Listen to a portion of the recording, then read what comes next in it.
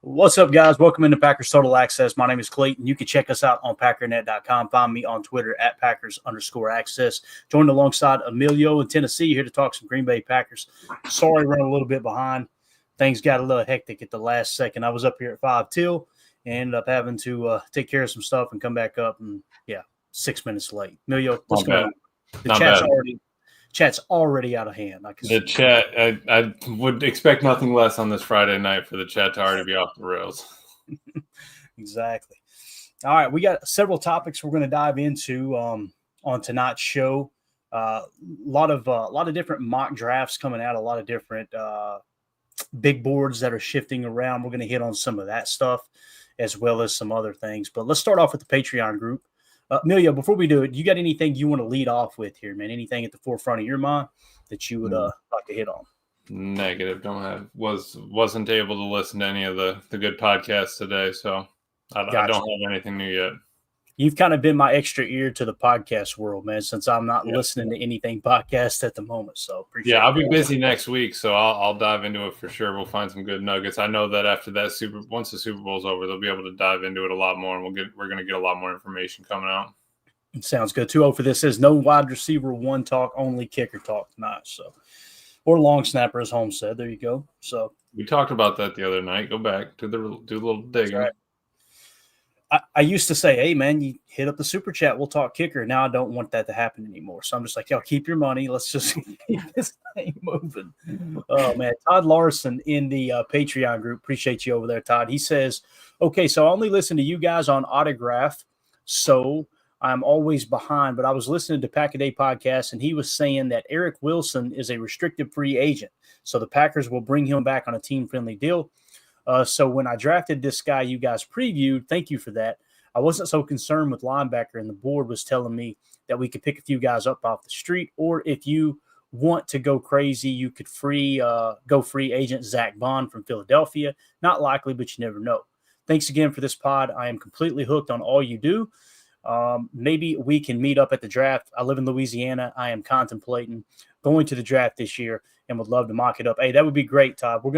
I was actually on the phone with a couple people around Lambeau today, trying to see if we can get a spot. The goal is for us to meet up on Friday afternoon/evening, like from 2 to 5 before everything gets kicked off, maybe take 2 or 3 hours, hang out. I'm going to make sure we got a couple footballs with us to wing around the yard a little bit as we're outside. How about these hands?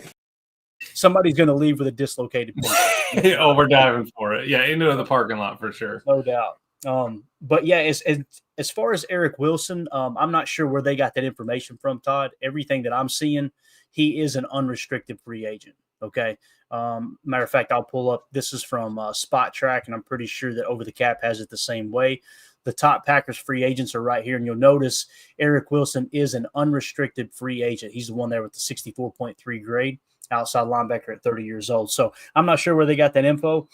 Maybe this info is wrong, but everything I've heard, Eric Wilson is an unrestricted free agent. Now, if they mistaked Eric Wilson for Emmanuel Wilson, he is an exclusive rights free agent. So that might have been who they were talking about. So nothing to worry about to the best of my knowledge on Eric Wilson. He should be back, nothing to worry about on Emmanuel Wilson. He'll be back. Eric Wilson's the one that will have an opportunity to test free agency unless, of course, they come up with a deal before he hits the market, which I don't think he's going to have a whole lot of people pursuing him, to be honest with you, Emilio. 30 years old. I feel like he's most valuable to the Packers as opposed to any other team. You know what I'm saying? Mm-hmm. Yeah, I think so too. And I mean, you already know the system. You already went through an injury here. I think that you bring him back, let him ride, and just. I mean, I would hate for him to. He's not going to turn into Chris Brooks, though, right? He's not going to be the blocking guy. He's not going to. I feel like we're not going to ask him to do all that. So for him to be a pure runner, let's run another year or two and see where it goes. If not, go get your money if you're tearing it up like that, like you did this past year. Yeah, completely agree, man. All right, let's move it along. Again, I want to see Eric Wilson back. I really do. It's just, sure. Will he get pursued by other teams? That's what's really going to drive that for sure. So, all right. So the next thing was on the Up and Adams show with Kay Adams, as Jordan Love made a comment. They got a lot of people stirring earlier today. I'm going to pop this up just to make sure nothing on YouTube. Matter of fact, maybe maybe Matt LaFleur isn't happy about this comment. I don't know. But here's what Jordan Love said on Up and Adams with K. Adams. It's just about 14 seconds long. He's laughing during it. I don't think it's a huge deal. I did make a comment we'll hit on here in a second, but here we go. I mean, knowing the Green Bay Packers, I think we're going to go defense, and we'll see. Maybe we'll draft. I don't even know who's out there. Who is even out there? I think I got all I needed by you saying knowing the Green Bay Packers. You sound like Aaron Rodgers. I mean, knowing the. So you could hear Kay say, "Yeah, I think I got all I needed there." You sound like Aaron Rodgers and making that comment. Knowing the Green Bay Packers with the first round pick, they'll go defense. And my comment was simply, listen, I love Jordan Love. If Aaron Rodgers made that comment, the media be all over it. They'd be breathing down his freaking neck, right? We've seen that for so long. And it's one of the reasons why I'm really excited that Jordan Love is the quarterback, that we can kind of put all of that behind us to a certain extent. It is funny, the Aaron Rodgers haters come out of the woodwork. Like, what are you talking about? That's not true. But if we could search your Twitter, like we can go right through your Twitter page and see every negative thing you said about Aaron over the years. So let's not get that twisted there. So you have a problem with what Jordan said there. It kind of feels like to me, Emilio, Jordan, Josh Jacobs, they're kind of putting a little bit of pressure on the front office. Like, hey, man, it'd be nice if y'all, went early on. And the way you put it is exactly it. Josh covered the offense. Hey, we need a little help here, and D end and a DB. Jordan said the same thing. Let's back that up. Obviously, he doesn't want to, like Josh Jacobs didn't say anything about the O-line. Jordan didn't say anything about the guys he's dishing the rock to, right? So, where else would you expect him to do? You get X in front of the mic. X is going to say, hey, we probably need O-line. We probably need wide receiver. So it's just which side of the ball you on? Who are you seeing every day in practice? Who are you sitting in the meeting room with? And I expected him, to say that, and probably a true statement, right? When do we know that we're going to take an offensive line? It's a 50-50 shot either way. No one's going to know until the draft starts. All right, definitely. Let's see here. J. Cole says, I do think Jordan talked with Josh Jacobs. So it kind of feels like there's been some and who knows, man, maybe with their final exit meeting, maybe Matt LaFleur talked to these guys too and said, hey, we're going to get a couple guys in here. That could be the case as well, right? We don't know for sure. So, but I think it's cool that Jordan is being more vocal. That's the other thing. Matt LaFleur said in his presser, I want Jordan to be a more vocal leader this year. So you can't get mad when he does step up and say something like that, right? Just, kind of push the envelope just a touch. I like what my man iRock says. She's so friggin' cute. My man shooting his shot out here. Kay, watch the show, right? Yeah, no, she don't. So just so I love that he shot his shot here on PTA. Probably the wrong spot to do that, to be honest with you, man. That she's never going to see it. So, but I know there's a lot of gentlemen that believe that that agree with you there as well. Dwayne Stiegel in the hopefully I'm saying that name right in the chat says, if it wasn't for the VA, I wouldn't be able to enjoy the terrible show every day. We appreciate you and thank you for your service. Absolutely, Dwayne. Yeah, for sure, man. I'm not sure what branch you served in. It really doesn't matter to me. I kind of put them all together, to be honest with you. One thing I don't like is, and I know there's a lot of friendly banter, I don't like when the different branches of the service kind of take shots at each other. It's like, man, every one of you guys and gals, we owe just the ultimate debt to, that we can sit here and talk about this silly little game of football in a free country because of you men and women. No doubt about that. Philip Rude says, what y'all think about Jamin Dumas Johnson as a linebacker if we wait a little? I like the way he's speaking my language there, by the way. That's how we type. That's how we ride over in Kentucky. Where do we got him at, Amelia? Do you have the board up? If you don't, yes, I do. Jamin Dumas Johnson. He played East-West Shrine game for Kentucky. We have him at 353. 353. So we got him quite a bit lower. What's bringing him down? Honestly, he's super consistent, like kind of mid-range. PFF 22, 183, 23, 259, 24 must have been injured or didn't play well, 578. Big board PFF 180, consensus 169. So he's not terrible, but his average brings him way up to 273 after that 24 year. Got it. Good stuff. And appreciate the question there, Philip. For sure. So let's go on to the Dwayne says go Army. Love, my brother was in the Army. So good stuff, man. Good stuff. So everybody now it's starting, right? Just kidding. I respect the Coast Guard. Okay, cool. Then the Coast Guard sucks after he said he's in the Army. That's what I'm talking about every time. Every time. All right. So let's move on to the next comment here by Jordan Love. And this was on Kay Adams' show earlier today. Packers quarterback Jordan Love reveals he came back early from his sprained MCL injury, which led to the groin injury. We kind of talked about this all year, Emilio. Let's see what Jordan had to say about that. Because, I mean, obvious the lack of snaps under center, we'll talk about it. But this right here just kind of confirmation of what we talked about pretty much most of the year. Media Row has become a place where people finally admit how hurt that they were. I know you had an MCL. I know you had a groin.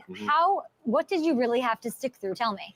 Yeah, so obviously, like you said, week 1 MCL. So that was the big one that I was battling. Missed 2 games with it. Came back early and was fighting through that. And it was a tough injury. One that it limits you a little bit in what you can do mobility wise. And then a couple weeks after that, ended up straining my groin because of the knee. And so that whole thing just kind of put a damper on things, and something that you're every week, every day in the facility, you're doing the rehab, trying to fight through and just trying to get ready for the game. So a lot of your mindset goes to just trying to get your body right for it. But it's tough. You're not 100%, but we all know no one's ever 100% NFL. So.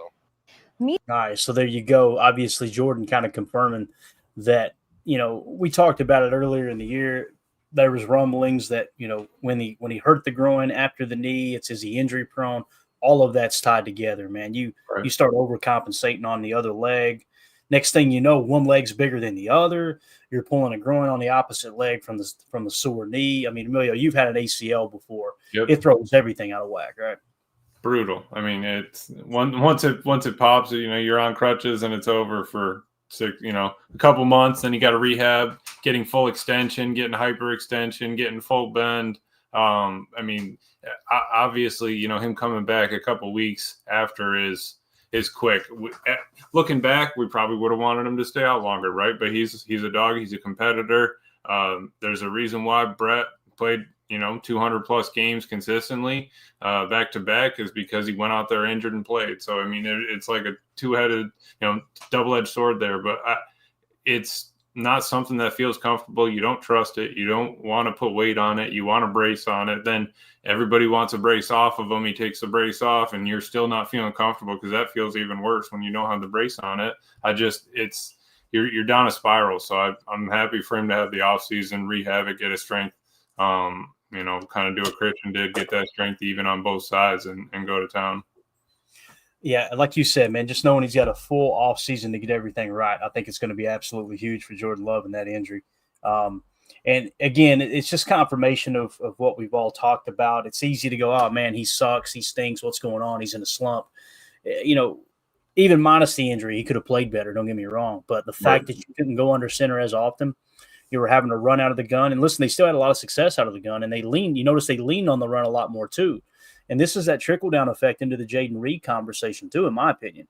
Like, why did Jaden Reed's touches go way down the stretch? Because we're leaning into the run more. We're pressing into the run more, right? And he's your leading receiver, so what happens? Defenses start to hammer down on that slot cross. They start to hammer down on those things that Jaden Reed does well.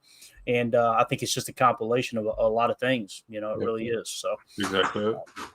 Let's see, in the chat here, Blake B says, I watched the segment from Wildy yesterday. He says he only believes there's a 2% chance Jaire comes back next year. That's wild. Now, keep in mind, Wildy was the one that heard Ja make that comment on the exit interview, right? Like as he was leaving the building that last time, it was, he said something along the lines, and I'm paraphrasing here, I don't have anything nice to say. So he didn't want to talk to anybody. So if Wildy says 2% chance, listen, Wildy, I know there's many people that have, things to say about Wildy. I try to watch their show every day. I really enjoy the dynamic between him and Tauscher. I think that I think he's fair. I really do. I also think he's honest. There's some people in the media that are dishonest. I don't think Wildy's a dishonest person. So I don't know why he catches as much heat as he does, other than, gloating about the fact that you're not a Packer fan, talking to Packer fans, right? I don't know why you got to throw that in there.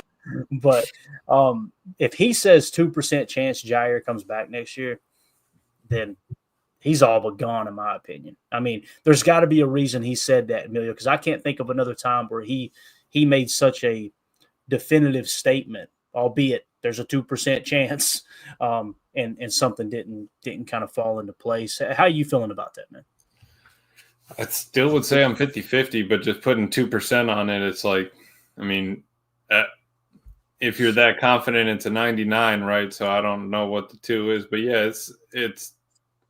I mean, if it works out for the Packers and it works out for Jaire, he's coming back. If it doesn't work out for, one party, there's probably a 50% chance he comes back. If it doesn't work out for both parties, he's gone. I mean, we wanted him to play, didn't play. He was injured. The team knew that. He knew that. And there's not much else he could have done. Right now it's just a bunch of talking and trying to work out if it's going to be a thing. But if not, where's Jaire? I mean, yeah, he can go to another team, but it's just like, if we wanted to bring in Khalil or Tay wanted to come back or anything like that, you're chasing after the ring. You want to bring the trophy home. He's played here. We've been close. But if you're getting traded or you want to go somewhere else, you're going to another top tier team. And there's, maybe 8 to 10 of them a year that are super good, right? That's a good point. Yeah, Holmes MD1 says Ja is gone, so he believes he's out of here for sure. Blake B said something interesting. He said they were playing a percentages game with Ja and the wide receiver targets. So maybe there's a lot more context to that 2% too, right? Maybe it was something that if you had to choose between the two, between a certain wide receiver getting targets and Ja coming back. Thank you for throwing that comment up there, Blake B, because it may not be as cut and dry as it sounds, right? So for sure. J. Cole says if you can get a 2nd and a 7th for Ja, I'd trade him. How do you feel about that, Emilio? What would it take for you to go, hey, that's now worth it to trade Jaire Alexander? I don't think I've ever asked you this question. Just straightforward. What would you want to? You're playing Madden right now, bro. You're building your franchise, right? What do you need for Ja to replace him? Oh, I'm selling him. I'm selling him up. If we're getting rid of him, I mean, he is water to a speedboat, right? I'm trying to sell this guy to them. I want a 2nd, a 3rd, and a 4th, and I'll take a 2nd, a 3rd, and probably like a 6th. But if I want shots at it. My only problem with the shots at, it is if we're gonna do that, I'd rather take all those picks and then let's move up with those to get us higher up. Get a couple more talents, sell off some of our 7s, move up, and get 6 solid picks this year. 0 to 100 range, rather than we're spreading out the 11 or 12 we had last year through all 250. That's how I would rather play it. But I would say a 2nd, a 3rd, and change. Gotcha. Just because I'm not giving him up for free. Right, he's still got talent. He's still skilled. But I forgot what the stat was, but I think Ryan did it one time. Like, he was shut down over 75, PFF grade, something like that. His entire career, no one else has done that. Besides he's one season behind him. So I wouldn't do it. Yeah, and the chat is lit up. Let's see what everybody thinks in there. As Chuck Jaggers says, a 2nd. Aaron went for a 2nd, so he's kind of in that same ballpark with you, thinking at least a 2nd and some more probably. J. Cole says he wants a 2nd. Ron Sanville said he'd do it for a 3. All right. Chris N says with Jaire's injury history, teams will wait until he's cut. Now, I think that's a valid point. But then once he gets picked up, we would get comp pick, right? You would, depending on the contract and depending on how much you sign in free agency. Gotcha. Like if you go out and get someone kind of equal in value, it's my understanding that there's some kind of an offset there. So, it's interesting because with his injury history, again, I always try to flip it when people make it sound like it's just so cut and dry. Hey, yeah, just trade him for this. The team will do that. Would you trade for that? Put yourself in their shoes, right? And that's where I run into problems because, like, if I'm the Carolina Panthers and the Packers approach me and say, hey, man, would you like Jaire Alexander? I'd go, all right, this dude's played less than 50% of the snaps in the last 3 years. He's 28. I think he's going to be 29 by the end of the season, maybe, or maybe it's just 28. Let's say 28. And he's got a big cap number. And it's going to be hard for me to give up a 2nd, if I'm being completely honest. Just looking at it from their perspective. Now, our franchise is stupid enough to do that? Yeah. look at Cleveland. Yeah. Cleveland is supposed. Anytime I think, man, nobody's willing to do that, I think maybe Cleveland would. That's it's the outlier, but at the same time, man. Hey, think of it. Thinking of an injured player as like a used car, Clay. Are you thinking it's like got just a rusty undercarriage? You know, the frames hit it. We can get a couple, 50,000 out of it, or is this something? Or is it something that's? Or is it something that like there's a salvage title? It got. You broke me. You completely broke me.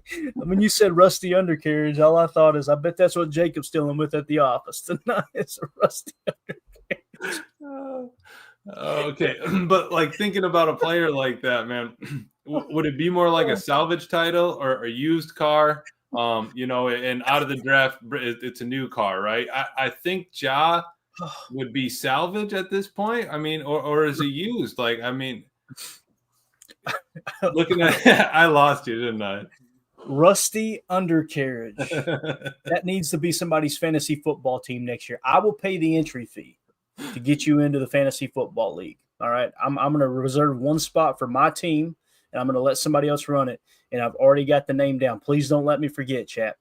Rusty undercarriage is going to be the team name. All right. Emilio said, screw it. I'm going back to the board. He's back working on the board. Yeah. All right. Let's see here. 2-0 for this is actually, let's come back to that one because it's kind of off topic. We got to that one late. Jake Shavink says, I don't think Green Bay gets more than a 3. That seems a little more reasonable, a little more realistic based off the injury. If he had no injury history, man, I'm with you guys. Like probably a first-round pick, maybe a first or a second. Mm-hmm. But the injury is what's setting me off a little bit. Chris C says, use him to trade for Myles Garrett. That's interesting because, again, that's the Cleveland Browns, right? If Myles Garrett holds their feet to the fire, right? The problem there is there's no like, hey, we'll eat a portion of the cap, that type of thing, because everything has already been forced ahead. It's been kind of pushed ahead, but pushed back, if that makes sense, on the back burner in terms of cap hit and converting salary to guaranteed and optional bonus. So the Browns are in a tough spot there, man. I mean, we said it right off the bat. They'll figure out a way to make the worst possible decision, but that's probably the toughest trade of all these to get done. It really is, of the players that might potentially be traded just because of the guaranteed money. But Chris, I'm with you there. If you traded Jaire Alexander and maybe a draft pick for Myles Garrett, and if the contract stays the way it is and that optional aspect does not carry with the Packers, you're looking at him on a Russell Wilson type deal, like less than $2 million or something, which is crazy. So I'd be eager to see what actually carries over. And I'm sure the information's out there. I'm just not going to – I try not to waste a whole lot of time, Emilio, like digging into things that may happen as opposed to what's in front of us, what's in the pocket right now. What do you think about this, Clay? IROC, if he had no injury history, we wouldn't be talking about trading him. That's a very good point. Very good point, IROC. Because he wouldn't have got frustrated. We wouldn't be frustrated. Hey, Ja, your numbers were down this year, and we're just going to restructure the contract. We're gonna chase after the Super Bowl together. You, me, and the Green Bay Packers, and we're off. Like that's probably what that talk would have gone like. It just sucks, man. Injuries are part of the game. Yeah, it really is, and he was such a fun player. We're saying it like he's already gone. Watch him play for the Packers would be hilarious. Watch him play all 17 games too. That would be just absolutely hilarious. Just here to tell you, Packers back. You heard it from a fan right here. Oh, I almost did it. I'm trying, Tim. I'm trying.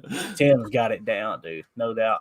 Prince says, I'd take just a second, but if they can restructure, I'd be okay with him back. See, that's kind of where I was at for the longest time, Prince, was like, restructure the deal, give him a little bit more guaranteed money to lower the cap number and maybe tack in some incentive to where he can make that full money back, full amount back if he is healthy and if he performs.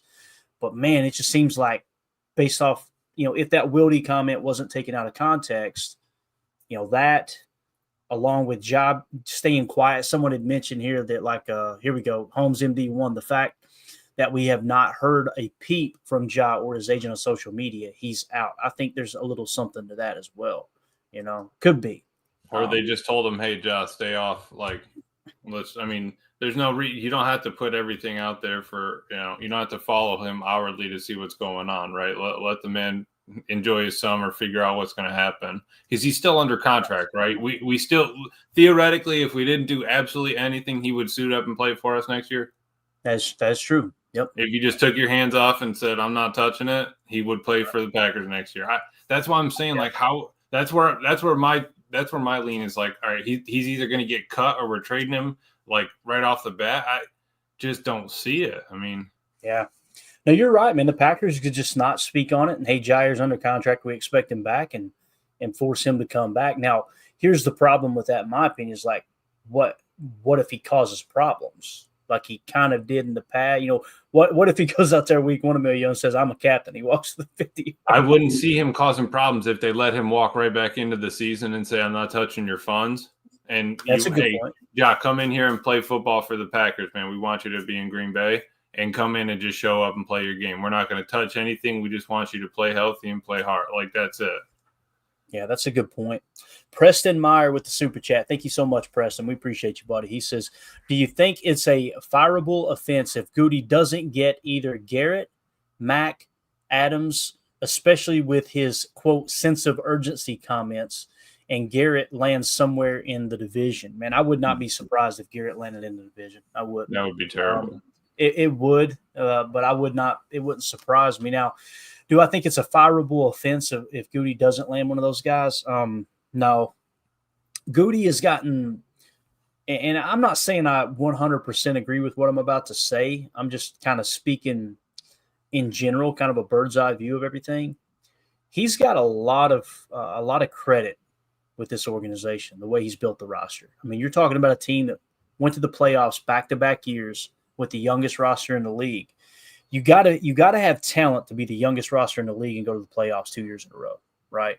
So with that being said, is it more Matt LaFleur? Is it more the players? Probably a combination of both, I'm sure. But to answer your question, Preston, I don't think it would be a fireable offense. Now, when you're talking Myles Garrett, right, I would love to have Myles Garrett. I would.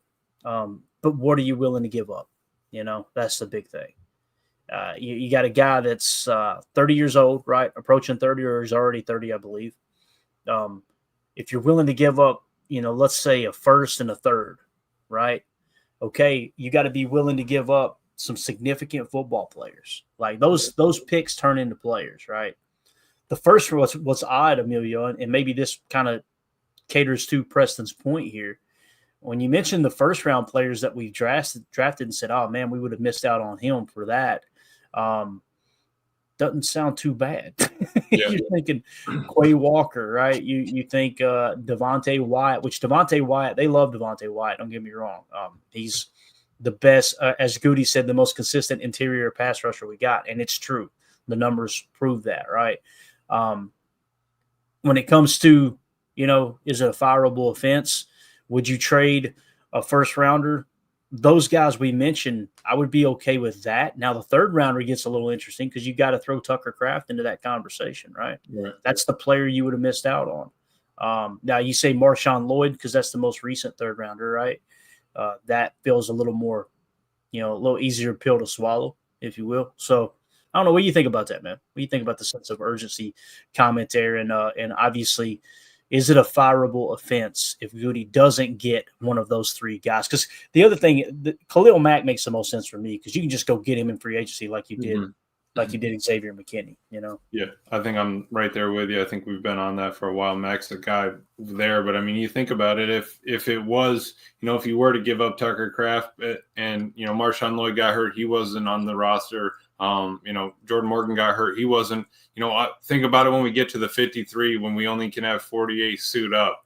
Like at some point, we're going to have to pick a player. That's where I think, I would love Goody to go for somebody like that. Let's get a big name. Let's get someone that's going to be on the field if that's the case. But I don't believe, that it's a fireable offense just because Goody has done everything and more for this team. It's not like he hasn't tried. He's gone through an older quarterback, starting a new regime with his quarterback, his coach sort of thing. And, they're trying it all new. And I don't see a problem with the way it's heading. I think the ship's going, the right course. It's not like we're, we're not steering it in circles. That's for sure. Right. Yeah. So the fireable offense is the part I'm having trouble with, Preston. I don't think there's any scenario where Goody gets fired this year, probably even next year. Because I mean, you think about like what you watch Hard Knocks, right? That Giants GM, like Saquon, if he goes to the Eagles, I'm not going to sleep at night. Like that's not going to. I mean, if he goes somewhere in the league, all right, no problem. But he didn't leave the Packers, right? It's not Goody's fault if Miles ends up in the division because it didn't work out for the Packers to get him. And like what Preston's saying here too, if you don't get any of these guys after saying, "Hey, man, we got a sense of urgency," that's true. That's very true. I understand what you're saying. Like it's like, yeah, that's a bad part's look. super true. Yeah, it's the same thing you said about Aaron Jones last year. Like he basically made it say, "Hey, we're going to do whatever we got to do to get Aaron Jones back in that building." Next thing you know, he's cut. It's like, whoa! I thought Goody said, "It's lion season, baby. It's lion season, no doubt." So, Preston, thank you for the super chat, man.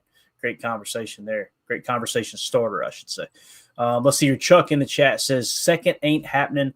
I damn near guarantee it. All right. Philip Root says second and a seventh is Rich. That's kind of where I'm at. J. Cole, you're giving up your top corner. I want a second. And I can understand that too. From the Packers' perspective, it makes all the sense in the world, but you got to put yourself in the shoes of the other team, right? And it doesn't matter what you think he's worth. His worth is what someone else is willing to pay for him, right? That's really what it comes down to. Holmes MD1 says Khalil Mack over Max Crosby. I could not agree more. Just because you don't have to give up draft capital. If Max Crosby and Khalil Mack were both free agents, I'd probably lean toward Crosby.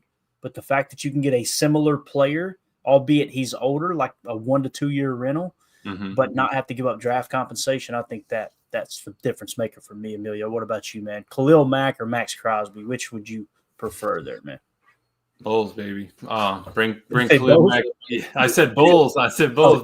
Yeah, bring Khalil Mack home, man. Crosby's a dog, but let's get the older guy in here, get him out for 1-2 years, and let's roll. If we get him a Lombardi, perfect. If not, he helped teach LVN. Yeah, that's what I'm like. Hey, everybody's cutting LVN off. We're not talking about him. If he explodes, what happens? If each of these guys grow a little bit each year, that's where we're trying to get to. I think that Tay was in. Tay teaches the wide receivers. Matt could teach the D linemen. Once they're out of there, that you still have that work ethic, that drive that got him to be how great he was built into the team now, and then you just keep moving forward with it. Yeah. Definitely. For me though, it's Mack over Crosby. Harry Cheese says, what about Chase Young? Chase Young is interesting because when he came out of college, Emilio, he was a stud, right? Yeah. Ohio State, if I remember correctly, right? I remember him being like the top dog, right? But now he's kind of bounced around, and you don't ever hear him in the conversation for Defensive Player of the Year. You don't hear him in the conversation of, man, this dude's absolutely dominating and wrecking an offensive game plan. I could be wrong there. Maybe it's best to look up the PFF grade. So let me do that while you give your take on Chase Young. Because, again, man, that's a guy that I remember coming out of college. He was a stud. There's no doubt about it. Yeah, he was a freak coming out of college. I think he went to Washington last or second to last, right? I know he's bounced around, like you said. I think that's, it's one of those first rounders that just couldn't ever find a home. Is this something that can happen later on in his career? Absolutely. I guess it's for the right price. Let's see how he would fit in. I believe he's played DN the whole time, right? Or did he play a little stand-up outside backer? He played edge the whole time. And this is going to surprise some folks here, man. Because you think, okay, he's been dominant. But again, why is he bounced around if he's a dominant player, right? Let's look at the PFF grades here. In 2020, a 87.2, then a 75, a 78, a 74, and then in New Orleans this year, on 740 snaps, he dropped to a 66.4. So just based off the PFF grade, Harry Cheese, and I'd have to watch the tape and really do an extensive deep dive. If he doesn't have that 90 coverage grade there where he was probably dropping in a fire zone blitz, that grade's even lower, So that would be a no for me. Of course, it all comes down to price, right? If you can get him close to a minimum, I'd be okay with having him on the roster. But if you're talking about paying him starter money at the edge position, which is obviously a premium position that comes with a premium price tag, it's going to be a no for me. How many snaps did he? Okay, 770. Yeah, I was going to say, because I mean, the only thing that he is bringing is pressures, right? If you're looking at it that way, he is getting 60 some pressures, but on 800 attempts, I mean, I don't know, man. I think I'd still. It's just like I don't want to take up a spot for somebody coming forward that we have, already drafted, lined up on this team. I would unless it was an X, 25-year-old ready to go. Right. And like what dropped into free agency, like isn't Max Crosby or Chase Young, he's going to be a free agent, or he's part of New Orleans? Oh, that's a great question. I'm pretty sure he's going to be a free agent, right? Okay. I could be wrong. I can double check. And Max is still going to be on the Raiders, correct? Or is he? That is correct. He's still so I mean, it's like that's what I'm saying. Like all the talk about like the players leaving their teams, like Myles Garrett's still on the Browns, like he's still under contract. Max Crosby's still under. It's like you can say a lot, but if you're, if you sign that paper, you're still part of that team. Yeah, let me see if I can find Chase Young real quick and just see if he's under contract. I'm pretty sure he's going to be a free agent. I'm almost positive here. Let's see. Yeah, wow, they mortgaged the future too. Holy cow! Listen to this, dude. So in 2025, he's an unrestricted free agent, and if he hits the open market, they don't get a deal done before the new league year. His cap hit is going to be $9.1 million with him not on the roster. They did 4 avoidable years. 4 avoidable years, but that's how the Saints do business. Mm-hmm. So that's what I'm saying. I'd rather us come out on top of our money. Let's roll some more over. Let's get ahead of the 8 ball so that like if something does happen, all right, cool. I know we can clean up the money and get it and go. But if not, let's just try to get ahead. Try to, be in the black, be in the green, be on the right side of it, so that if you do need to pull the trigger and go forward with it for a couple of years, you got that spot. Yeah, I mean, every chance, and that's what we're talking about. When you mention restructuring contracts, people go, well, we don't need to, we got cap space. That's not the point. It's cash over cap. And it's real simple. You're basically telling a player, I'm going to give you guaranteed cash for us to lower the overall number. So we're going to convert money that's not guaranteed to a signing bonus and give you that check today. Player's going to go, yeah, that's more security. Makes sense. They'll take less money for more security, which is a payment right now in a signing bonus form. And when you do that, you're lowering the overall cap number. So these restructures we're talking about with Rashawn Gary, Jaire Alexander, Jordan Love, Elton Jenkins, Xavier McKinney, Kenny Clark, and Josh Jacobs, look for those guys, a good chunk of those guys to get restructured. And the reason being, lowering the cap number, even if you don't use it, roll it into next year, like Emilio's saying.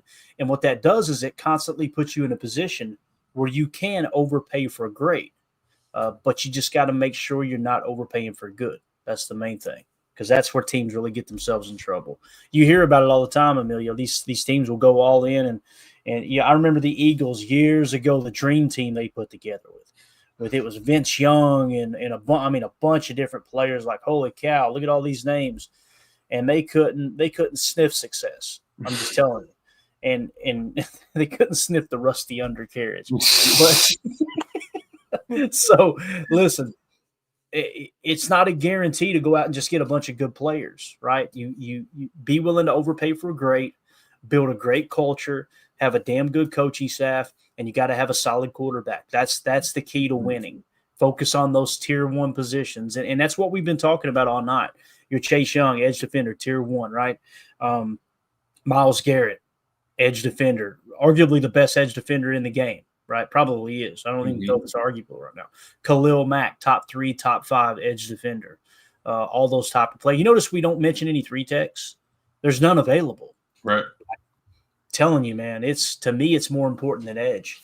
Edge defenders will come available over the years. It's very rare that a dominant 3-tech, it's just, hey, this team's looking to trade them, because it's going to be a snowball's chance in hell in finding the next great 3-tech, because they are not growing on trees. There's no doubt about it. I got to take multiple shots at it. You got to, man. You got to keep swinging until you find that Jalen Carter or that, whoever, insert a name, Aaron Donald, right? Aaron Donald, man. Could you imagine? Let me put it this way. Could you imagine if Aaron Donald was our 3-tech in the Aaron Rodgers years?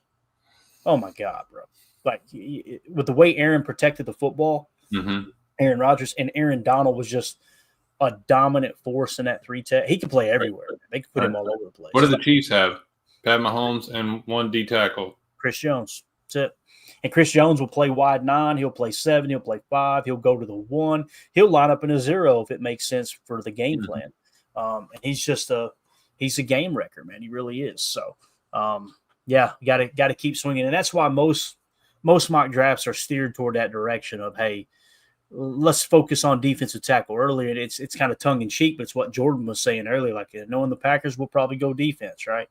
Because again, if you can get a top 3 tech in the draft, one of those top guys, it's definitely worth it. 2-0 for this says Jordan isn't a guy for excuses. Say what you will, but he's all business. 2-0 for this. Jordan Love, that dude is everything I want in a quarterback. Like, his teammates adore him. He's kind of a quiet leader, which I really, really like. I like the fact that he's not just mouthing off all the time. He's not like the Phillip Rivers. Phillip Rivers is a great quarterback. Boy, he wouldn't shut his mouth, and he never won a damn thing. Dude, if I'm going to go work for somebody, I want somebody in the trenches, that's doing that same work, stacking the same block kind of thing. That's putting in that work. That's a leader right there. Someone leading the charge on the first horse going into battle type thing. Yeah, exactly. 2-0 for this says, don't touch the rusty undercarriage without being up to date on your tetanus shot. So there you go. That's great advice there. You heard it from a fan right here. Jake Shavink says, Darius Alexander could be Green Bay's Chris Jones. Darius Alexander is fascinating, man. Let me put our board up on the screen. The best guy around. What murder? Let's see here. Darius Alexander. Because you guys know how our board is built, right? We when we built our board this year, we kind of showed you how the sausage was made. And I'm really glad we did that in this series. So you're going to understand exactly why he's so low on our board, okay? Darius Alexander out of Toledo at the Senior Bowl, right? He got the Senior Bowl bonus. He was dominant at the Senior Bowl. Everybody was talking about him, right? Senior Bowl practices. 109 PFF 2022. So he was the 109th best defensive tackle in 2022. He was the 43rd best in 23. He was the 4th best in 24. Like, when you look at those numbers alone right there, Amelia, you think, okay, this dude's going to be a top 20 prospect, right? Like, he's going to be top 20 to top 40, somewhere in that range. The PFF big board at the end of the college football season had him at 175, and you go, maybe it's just the PFF big board. The consensus big board had him at 193. So when the season wrapped up, right, he was looked at by the consensus big board, which is basically compiled of a bunch of different people putting out their big board saying, here's how we got these college players ranked. And the PFF big board, which they never let you behind the curtain to see why the heck was this dude the 4th best defensive lineman this year, but somehow at the end of the college football season, he was 175th on their board, right? I like to put those numbers in early because I want what people thought when the season ended. So now, why is Darius Alexander skyrocketing up the boards? I was just going to say, Clay, why don't you do this for a little thing? Go to the consensus for the 193. Type in 71. That's where consensus. Where's that now? That's where they have him currently, right? Now let's check the number on the far right. Once. Yep. So you said 71. 70 what? I'm sorry, 71. 71. All right, so 71. Notice the number on the right is a 98.8. Now watch it. 68.3. So then we're going to scroll up to the top here. Who's around 68.3 right now? That's actually Torrey Horton, wide receiver, Colorado State. He's in the 76th spot. They'd be tied. 6. Yeah. So that would put him up to 76. But still, when you hear people talk about Darius Alexander, you would think this dude is, first round pick, right? That's how people are talking about him now. So let's change that back real quick before we forget. Because again, guys, our board isn't trying to go, we're better than everybody else. Look, we got it right. We got it. I want everybody's board is constantly changing, and it's constantly gearing toward what's the latest information. I want ours to stay pat. That way we know, okay, our board is kind of a safe board. It's geared around what did people think before the hot machine just absolutely took off. Now, go back to the Senior Bowl conversation. He dominated at the Senior Bowl. Look at the people who've dominated at the Senior Bowl in the past. His former teammate, Quinyon Mitchell, right? People were saying, oh, yeah, well, of course, with Quinyon, he was already ranked at the top of the board. It just kind of solidified it, right? I don't know where DJ's got him, but he did not have him in the top 50. I don't know where he's going to have him, but his initial top 50, he did not have Jaire Alexander in the top 50. So I'm eager to see if he bumps him up into the top 50. Kyle Krabs over at the 33rd team did not have him in the top 100. So that makes me feel a little bit better about where we got him. But like Jake's saying here, man, that dude, he dominated. Right. He absolutely dominated. So, and Jake makes a good point. How many people watch Toledo all year? Right. But so none of this information matters then. None of it. Right. I mean, when you look at it through that lens, Yep. it's, and I would like to go see Toledo. We know PFF watched Toledo, right? So let's go to PFF and see what they thought of him. Let me get that pulled up. Hit that super chat for me if you don't care.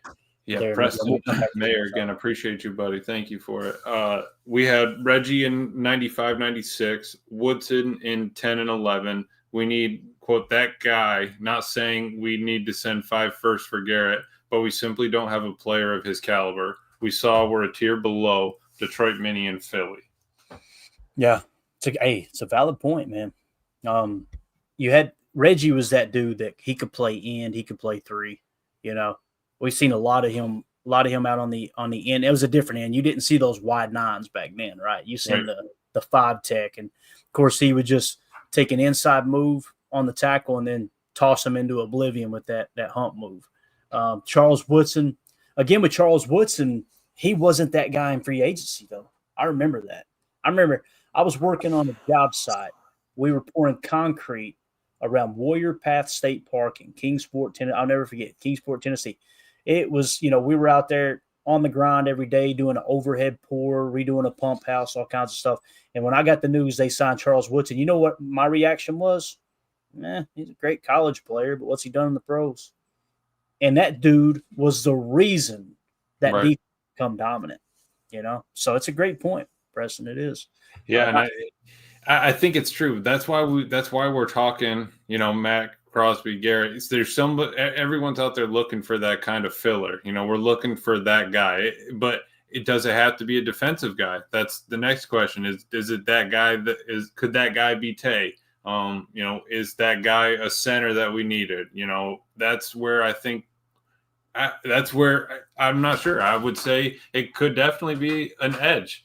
But, what if Rashawn steps up and LVN tears it up and, Enigbari's ready to roll? Carl Brooks is, a 5th-round pick like, Zach Tom and goes off. Like, we really don't know. But I do think that you're right. We need to find somebody that could bring that outside spark to the team. Yeah.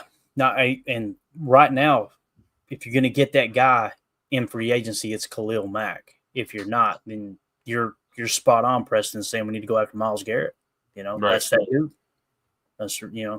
I can't think of anyone else. So, yeah.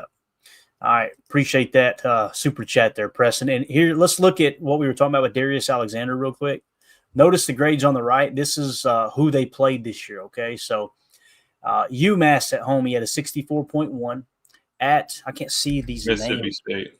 Is that Mississippi State? So, at Mississippi State, not a powerhouse, right? 76.3. At Western Kentucky, an 80.3. Is that Maryland, maybe? Miami of Ohio. Even worse. Miami of Ohio, 73.7. UB. Who is that, baby? Talk to me. Bulls up, man. UB. That's Khalil's. That's the stomping ground right there. There you go. 77.7. All right. At Northern Illinois University. Is that who I'm thinking? Tony Romo's? No, that was the guy that didn't they beat your fighting Irish? That's why you got to bring up. They did. They beat Notre Dame this year. I thank them for it because I really wonder if that's what kind of shook the cobwebs loose to go on that run that they did. Because boy, I remember I was in Abingdon, Virginia. Mandy was shot. I texted you. Yeah. I was going, Lord have mercy. Already down the tubes. We ended up playing a national championship. Bowling Green 75 at who's the E there? Eastern Michigan. At Eastern Michigan, 77.2. Central Michigan. 80.6. Ohio, 73.8. Is that Army? Akron. 81.5. And then Pitt, 88.2. Of those teams, Who would you say is a powerhouse? I'll pause. Say, oh, you were waiting. Mississippi State would be your only shot, I would say. You think so? Yeah. If you're talking powerhouse, I mean, if you're talking in their division, Pitt would be a good one, right? But in their division, I'm not really sure. I think that it kind of flutters a lot. You got Bowling Green, you got Miami of Ohio, not bad. Central, you'd have to see. Yeah. Pitt probably, I would imagine, is one of the better teams here on this list. But again, Quinyon Mitchell probably had a similar schedule that he played. Now, here's my thing. Again, Quinyon Mitchell was highly touted going into the season. Jaire Alexander just kind of come out of nowhere all of a sudden, right? So that's what makes me a little weary. If the Packers took him with the 23rd pick, I wouldn't be going, oh, my God, what are we doing? I'd be going, hey, man. Thick. That too. They believe the hype is real, right? But if they don't go with him, and he falls to the 60s or 70s, that's going to be one of the draft night conversations is right. How far does Jaire Alexander fall? Or better question, the more realistic question or accurate question is how far does he rise on boards, right? Where does the team actually see his value? I'm eager to see too where people have him now, like the overall consensus big board. If we go to that and we go to defensive line, let me drop this down. Let's just take a look because it's you already said it was 70 something, right? Is that right on the consensus big board, or was that PFF? That was, I think that was PFF. Was it? So he's considered an edge, right? Jaire Alexander. No, he's a D lineman. Is he? I didn't see him there. Let's see if he pops up here. I could have overlooked him though. He might have been really low. Yeah, no, I'm sorry. It was consensus that they had him at D-line. Was it? Okay. Yeah, my bad. Let's go D-line. Where is Jaire Alexander now? You said, right 71. So, and obviously this is his peak, right? He jumped 11 spots since the Senior Bowl. And listen, Jake wasn't saying he was a first-round pick. I don't want to put words in his mouth. He's just saying, hey, he could be that dude. Might be. And if you can get him at whatever pick, what would that be for us if we wanted to? If he truly is the 71st talent, right? In between second and third, yeah. Our pick 3 is the pick. Our third round pick's 87.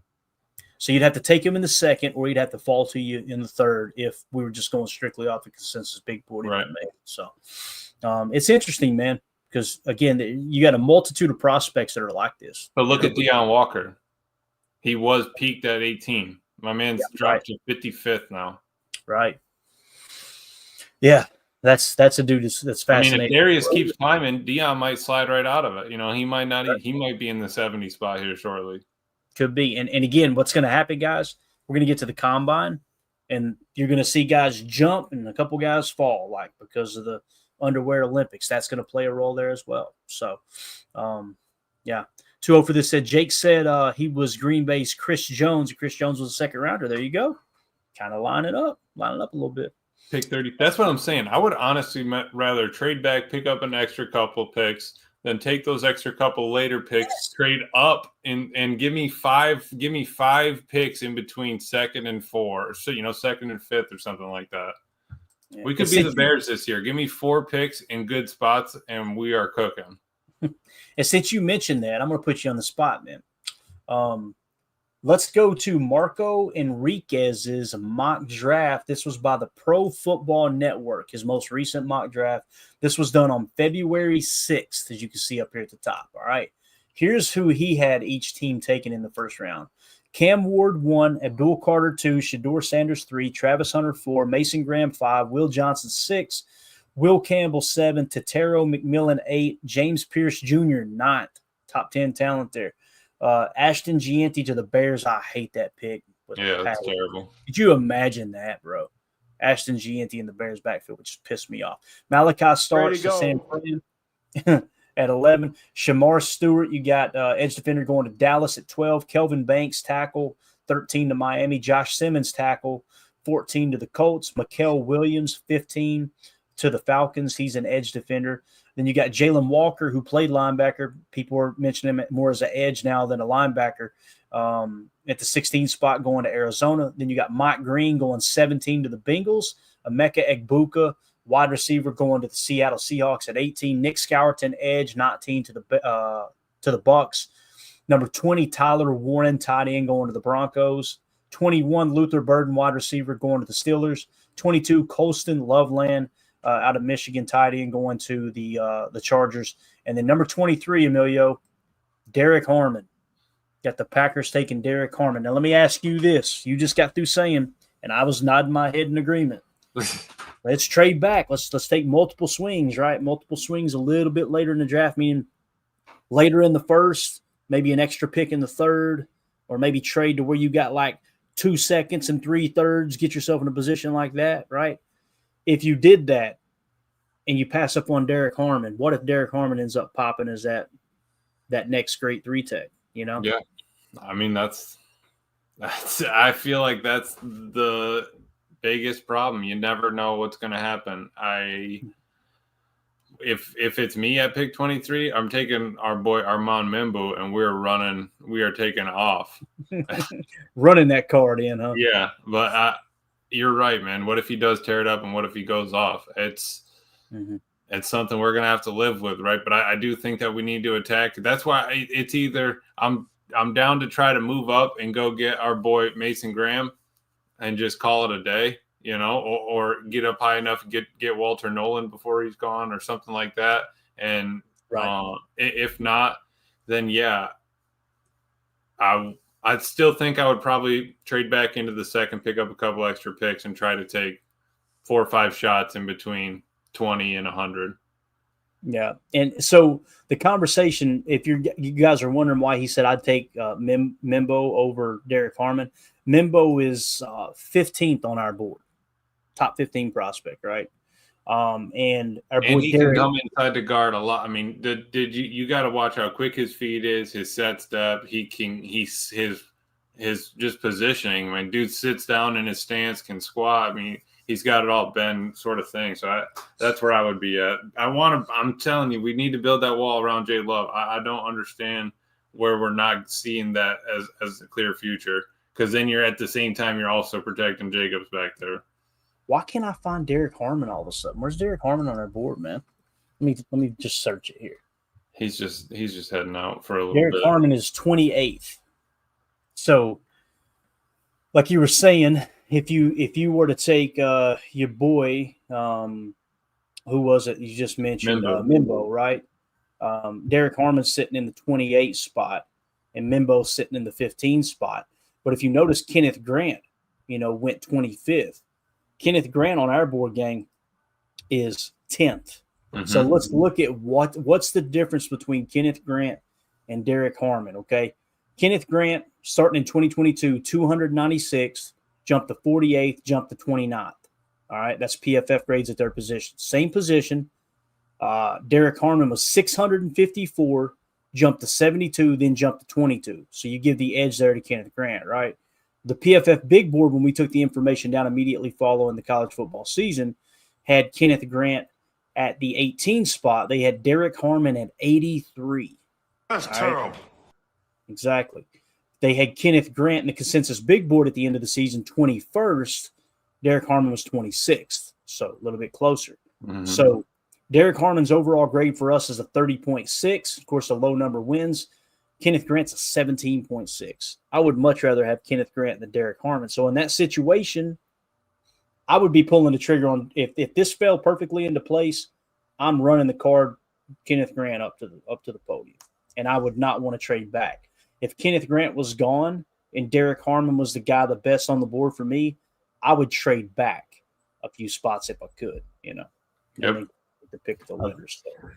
I think that's a great point. And that's where we're not going to know till that night, but you want to kind of work the board. I think that if it falls, what if they go for, what if everybody wants offensive players? What if they just go on a tear and there's 15 offensive guys taken in the first 20 picks? I think that's a possibility. And then you have your pick at the litter. So, I mean, you really don't know, but yeah, I think it's going to be tough kind of working that board. I do like the Kenneth Grant move.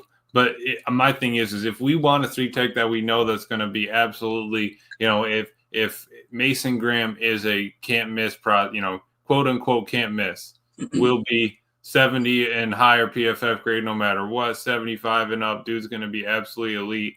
That's where I would be like, dude, if we're trying to get, if that's the one thing that we need, and we need to spend a little capital to get up there to get that one player, and there's nobody in free agency, we did our digging, there's nobody in the, nobody we can take out the practice squad, why not move up, pull the trigger, and that's our guy. Right. That's where you're kind of taking that Preston approach, Preston mentioned, but you're doing it with the draft. Right. Yeah, exactly. Yeah, great point. Makes sense. Eric Sutherland says, can Travis Glover play 3-tech? He'd be cheaper than Clark, That's and true. he can't be any less productive, so I'm on trading Clark. Man, Kenny. Yeah, Glover can do it all, Eric. You know that, man. Hey, I mean, you put him in at a time of need, he's there for you. The Kenny Clark situation was rough this year. Because, No again. one's talking about it now. It's a good point. Until we bring it up, then it's going to be mainstream here in a week, and then we'll say that we started it. And you can go back. The receipts are on the table for me the last 2 years going, I just don't see it with Kenny. I remember when I first mentioned it was because Ryan Schlipp mentioned it. Like, everybody talks like Kenny Clark is a dominant player. And he was a dominant player for 1 year. That was under Mike Pettin. And I went back and looked, and I'm going, he makes a good point. It's a great point. And ever since then, it's just been, damn, we're overpaying him, Right. And then last year, of course, the tape showed a lot of touch spy because they were setting the protection to double team him, and they were trying to chip Rashawn Gary. And then you get to a point where they're not double teaming Kenny, and he's still kind of playing touch spy, hovering in the middle. And that's not something that the coaches didn't say, Kenny, get after the quarterback, and he decided I'm going to play patty cake and kind of watch this A-gap. Mm-hmm. That's something that's by design. And I don't know, it's just weird because that's your best, your best player, meaning your highest paid player. I understand the frustration, Eric. I really do, because that's a lot of money, man. That was, this year it don't look as bad. It's like 20-some million, right? But last year it was like, what, at 30 or right at 30 or something like that, if I remember correctly. So let me pull that up real quick and we'll get ready to get out of here. Let's see here. Let me just do a quick Google search. I want to see what his cap number was last year. He being Kenny Clark. Let's go Packers. Spot track. The 2024 table. Yeah, Kenny Clark's cap, it was $26.3 million is what it was. And everybody was so busy just absolutely bashing Rashawn Gary, who led the team in every important statistical category from a defensive line standpoint. His cap, it was only $11.1 million. Right. So that's I bet Kenny bought Rashawn Gary a gift or two this year. Boy, you kept him off my ass all year long. So Absolutely. But a couple other players that are down here, and what you said about Kenneth or Mason Graham, let me say this. Mason Graham, guys, on our board, he is 4th on our board. All right. He is in that top tier of talent. If he scores a 9 RAS, a 9 or more RAS this offseason when it comes to the combine and the relative athletic score, he will go into the negatives. He has the ability to go into the negatives. Any player that's went in the negatives on our board since we started doing this has been a dominant player in the league. I feel comfortable saying it. Matter of fact, I've still got my 2024 board. Let's see who finished in the negatives last year. And we changed stuff up just a little bit, but I won't put it on the screen. Here's who we had as there was only 2 negative players last year, Emilio. Negative 2.7 were both the players. Joe Alt, tackle out of Notre Dame, and Marvin Harrison Jr., wide receiver out of Ohio State, both of which had a hell of a year, to the best of my knowledge. Joe Alt started every game. I believe he protected Justin Herbert's blind side, if I remember correctly. Yep. Let's see what his PFF grade was. Maybe he didn't have as good a year. No, I think they had him at right tackle, but still, yeah, he was absolutely tearing it up. Let's go Joe Alt PFF. I want to see his grade because I didn't actually go look at his grade. I just kept hearing about how he was a great player. Yeah. As a rookie, 77.6. Yeah. Dominant. Yep. Dominant, man. He was 23rd in offensive snaps played. He played 1,010 snaps, too. So, obviously had a great year. And then, of course, it kind of goes without saying, but you guys know Marvin Harrison Jr. dominated all year long. And people, oh, yeah, Clayton, you didn't – there's nothing special there. I mean, my God, anybody could have predicted that. That's the point is when the board goes negative, when you get players that go into that negative grade, they're dominant. Yeah, There you go. 77.7 for Marvin Harrison Jr. So, as a rookie, if you score 65 or higher, you're going to be a great football player. unless you're Eric Stokes, you demolish your leg, and for some reason you forget how to play man coverage and track the ball. But yeah, so those are the two players that were in the negative last year, and they ended up being great players. Let's go one more tier down. In the tier that's from 0.1 to 4.9 on our grade scale, right? Brock Bowers, 1.6, dominant year. Fuaga, tackle out of Oregon State. I'm not sure how well he played. I'm sure he had a pretty good year. Rome Odunze. Listen, the Bears were a dumpster fire most of the year, but Rome Odunze has proven he's a great NFL player, in my opinion. He's going to be a great wide receiver. Caleb Williams at 3.7. Caleb Williams, that's one of those dudes that if he gets it mentally, he's got all the talent in the world. I just have my questions about this. And again, with this board, you guys remember me saying I would take Jaden Daniels. I would even take Drake May. I said I would even take – there was another quarterback, too, that I fell in love with at the last second. It was Bo Nix going to Denver. I wouldn't have taken Bo Nix over Caleb Williams, but Jaden Daniels, to me, it was pretty obvious. Look, I would rather roll the dice on Jaden Daniels than Caleb Williams, but Caleb Williams is one of those guys. And then Latu, I don't know how many snaps he ended up playing for the Colts. He was a 4 grade there. I think he was pretty good. Malik Neighbors was a 5, so he was technically in the next tier, but you would cluster those guys together, no doubt. Quinyon Mitchell down there at 8.6. So you're seeing anybody under 10. These are all Jaden Daniels 9.2. Anybody that's under 10, you can just about take it to the bank. They're a dominant player. So like you're saying, Emilio, and with ours, that cuts off at Mason Graham. Like right. We don't have anybody under right now. Obviously, that still can change with RAS and all that once we get that score kind of added in. But currently, there's only 4 people that are under 10, and only 4 people that can get negative. Right. No, you're right. You're right. That you're probably going to have. Yeah, you got. Yeah, just 3. Let's see how many you've got. Potentially 4 players that could go in the negative, and then you've got 3 more players that could go under 10. Well, actually, more than that with Greg Cosell, because Greg Cosell is going to be a potential -5 as well. So, but yeah, so just my point to like moving up and pulling the getting somebody that's inside of the top 10, inside the top 5. Can you name the year, Clayton, that we had our last pick in the top 5? It was actually the 5th pick. Can you name the year? No, I can't. You could probably name the player because you love him. 2006. AJ Hawk. 2006, round 1, pick 5, AJ Hawk. Yeah. Was he a good player for the Packers? I thought AJ Hawk was a great player, and I know I'm going to get roasted for it. I don't care. That dude, I'm telling you, he was the difference maker on that defense. He was. Did he get us the Super Bowl? Yes, he did. He was a team captain, too. And 3 years later, 3 years later, 1 more pick in the first round. Can you tell me who that guy was? 3 years later, 1 more pick in the first round. That would have been – who would that have been? First round? He's a little thick. He can sally really well as a D lineman, let me tell you. B.J. Raji. B.J. Raji.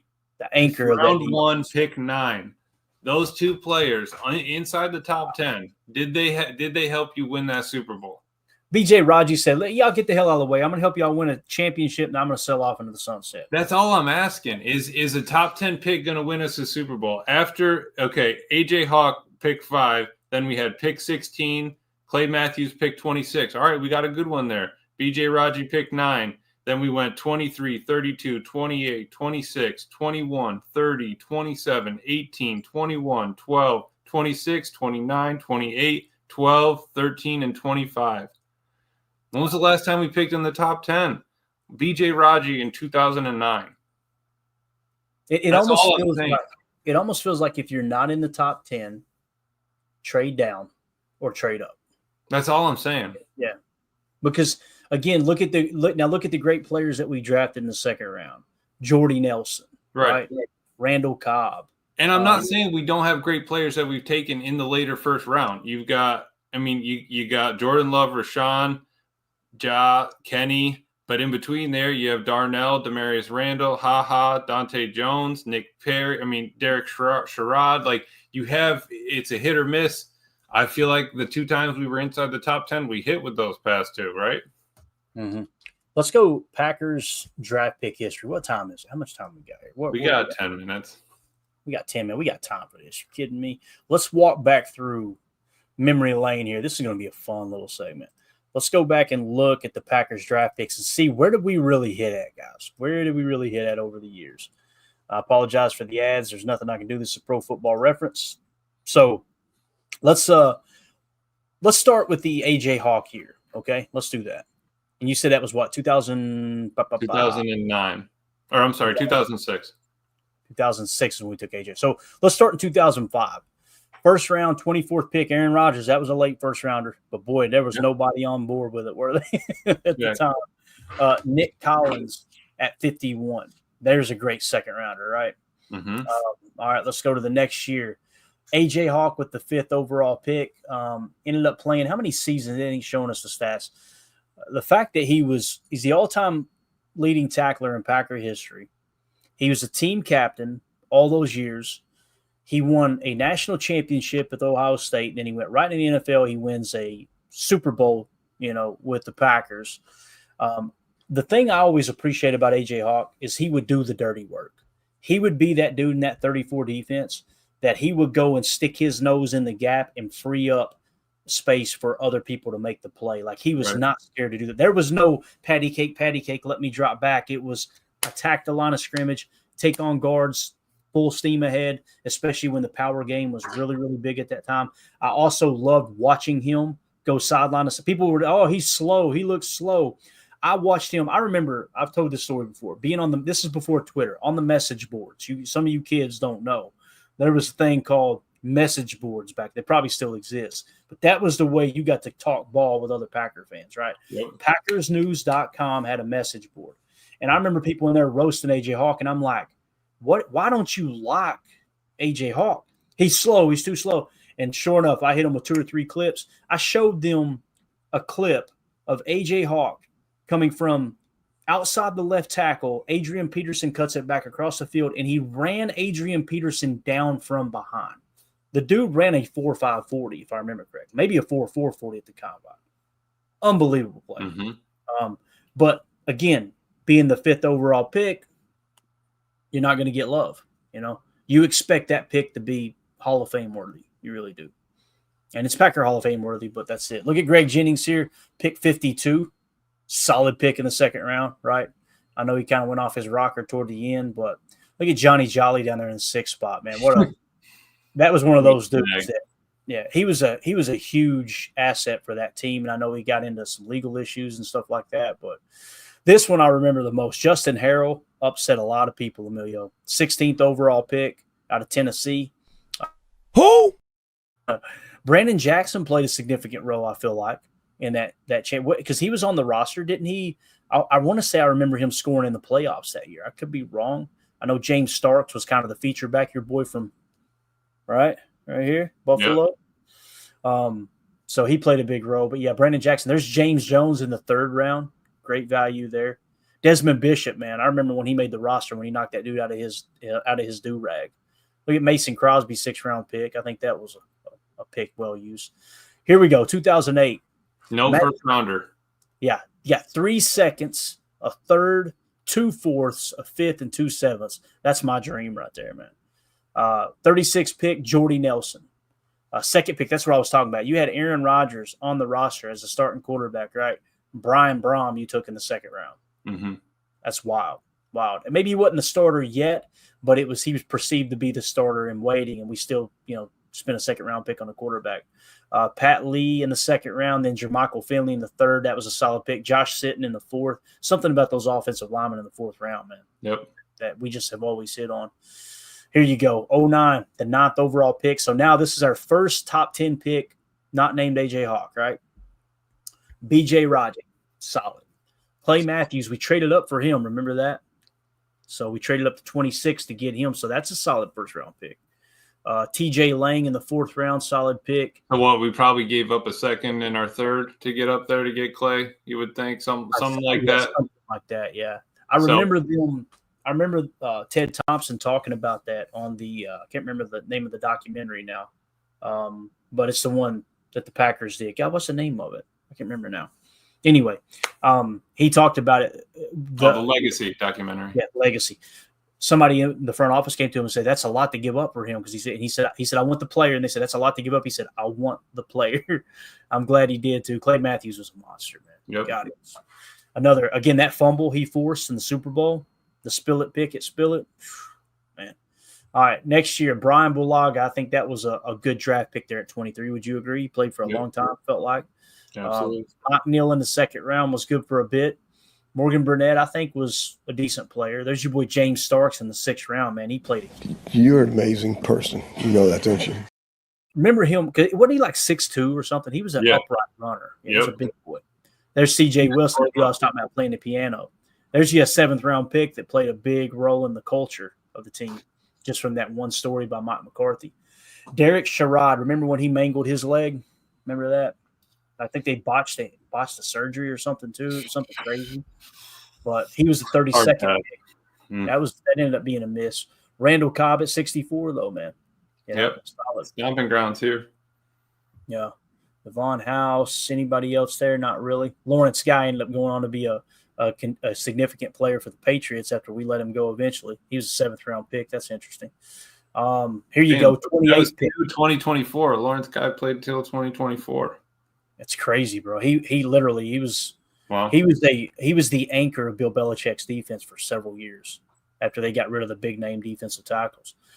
Nick Perry at 28 ended up being a horrible pick, right? Jarrell Worthy in the 2nd round, we missed on that one. Casey Hayward, solid, right? We ended up letting walk in free agents. We didn't get to really capitalize on that pick. Mike Daniels was a solid player in the 4th round. But again, we're kind of looking for those late 1st round picks that are hits, man. They're few and far between, ain't they? We got more 2nd round hits than we do 1st round hits. I think Dayton Jones, 26 in the 26th overall pick in 2013. No. Eddie Lacy in the 2nd round. Yes, sir. Solid player, right? Bakhtiari in the 4th, solid player. J.C. Treader was a good player as well. He was in the 4th round. Micah Hyde in the 5th, kind of like the whole what's his name, Casey Hayward pick. We end up, letting him walk. Moving him on. Yep. Tears it up. All right, next year, Clinton Dix. Would you say that was a good pick? I liked coming out. It didn't end up working out. I did. He came from Alabama. You expected a lot out of him. It just didn't end up working out. And nothing, nothing against him. It's just wasn't long term. He wasn't an X. Yeah. Yeah, I would call that a miss, to be honest with you. Never did I ever feel like, hey, we got one of the best safeties in the league.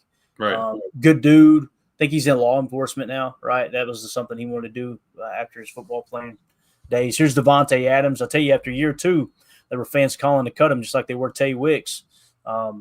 Dude obviously went on to be a phenomenal player. He was a 2nd round pick, right? Yeah, 2nd round, 53 overall. Man, some of these names are bringing back memories. Look at Corey Lindsley in the 5th round, bro. Dog. Solid there. Might as well just only take O-lineman in the 5th. Right, yeah. Demarius Randall with the 30th overall pick. Need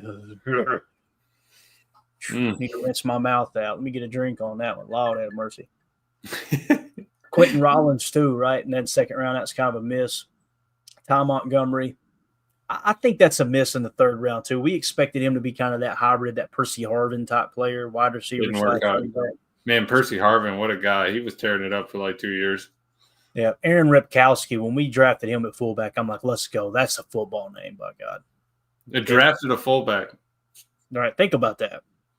You know how 10 years ago, we drafted a fullback. Twinner would blow up. When we had Mike McCarthy's spread offense, but we ran full house, remember? I love that full house. I still use that. That's in the playbook with the 2 tight end, Clay, and the motion. You get the tight end motion. Get the pistol, motion. the little pistol, little read option. Okay. Oh, man. All right, here we go. 2016, Kenny Clark, 27th overall pick. I don't want to say that was a bad pick. I don't. Because I think Kenny's been a good player. I wouldn't. He's given us 140 games played. It's a lot of games. That's a lot and he's of games. always healthy, right? He's always healthy. It's just I would have moved on. I wouldn't have signed him to that extension, man. Jason Spriggs, no. Kyler Fackrell, no. Blake Martinez, is he out of jail yet? Did he get in trouble or something for Pokemon or something? Pokemon cards or Pokemon Go or something. They're dealing it, son. Yeah. Feeling it. Allegedly. Dean Lowry. Trash can full of dirt, right? Yeah, exactly. All right, here we go. 2017. This is going to piss some people off. We had 2 second-rounders. Cornerback Kevin King, swing and a miss. He's cutting it up. I was excited about Josh Jones, man. I was excited about Josh Jones, bro. He was a hard-hitting safety. I was fired up. And you said, here's another ha-ha. Yeah, exactly. Yeah. Montravius Adams had a lot of high hopes for him. Didn't work out. But look down here, boys. Aaron Jones in the 5th round. Absolutely. And Jamal Williams. We took Jamal Williams and Aaron in the same draft. That's Poor right. Aaron. Yep. It was fun watching them in the backfield together for a while. Then you got Jaire Alexander in 2018. I think that was a good pick. I mean, Ja's been a great player. I've seen it like he's gone now. Yeah, Ja was good for us, but hopefully he plays every game and he returns this year. So there was a hit in the 1st round. Josh Jackson in the 2nd. What's crazy is I thought Josh Jackson was a better player than Jaire coming into the draft, and Josh Jackson ended up doing nothing, right? Yep. Nothing. Oren Burks, I don't even want to mention his name, seeing that he forced that fumble. MVS, Equinemius St. Brown. We got the wrong St. Brown, right? Yeah. So, yeah, that's just the 1st rounder, but we missed on the 2nd. So there are some misses in the 2nd round, isn't there? Mm-hmm. So I'm saying sometimes, I mean, maybe if you don't like the 2nd, if you don't like where you're landing in the 2nd, maybe you use that to get up, and then you say, all right, use the 7th and the 6th to get back into the 3rd, and you're out of there. Yeah. Yeah. 2019, Rashawn Gary with the 12th overall pick. I think it was a great pick. That's me. Mm-hmm. I'm probably in a minority with that, but Darnell Savage was another 1st round. So we had 2 firsts that year. Darnell Savage, swing and a miss there. We got 1 good year out of him, if I remember correctly. You look at it like overview overall. Looking at 2018 and then 2019, I think 2018 was this past year's draft where we had a bunch of shots, a bunch of picks. We took a bunch of shots. I think this year we're gonna shrink this year's draft. Either number wise or pick wise. I just don't see them. How are we gonna keep everybody on the team? You know what I mean? I don't want to put words in your mouth. Are you team trade up this year? It's looking more like it. I'm not saying that, but I'm not putting my foot down, but it's a possibility. I like it, man. Hey, I like it one way or the other. Go up and get one of those top tier guys or trade back up. Right. Yeah, right. I hate being in no man's land. All right, and that's kind of where we're at. No doubt about it. Especially with what DJ said is the sweet spot is like from 20 to 60, everybody's the same. So you can look at that and go, okay, there's great talent between 20 and 60. Yes, but above that, there's better talent above the 20 mark, and we're sitting at 23. So it's like you're missing out on that upper tier talent. Elton Jenkins in the 2nd, absolute home run in my opinion. Let's see, anybody else there? Not really, right?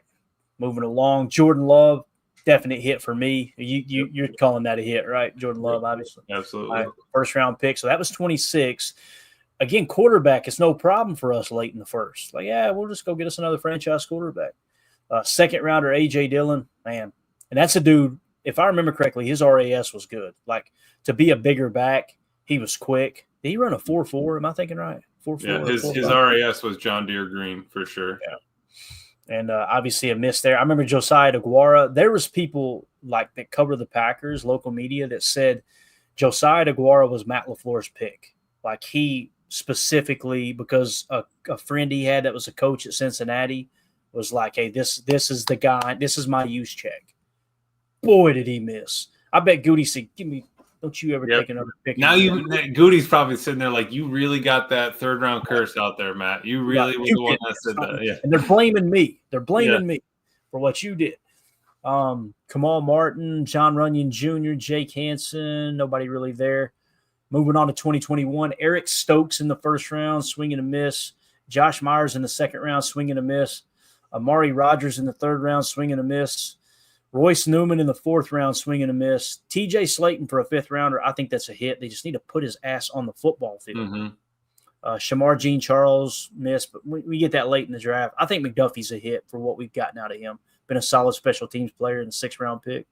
So anything you want to add there to those? No, you disagree with any of those? It's tough. No, I don't. That's the problem. Like you're looking at that draft, you got 1, 2.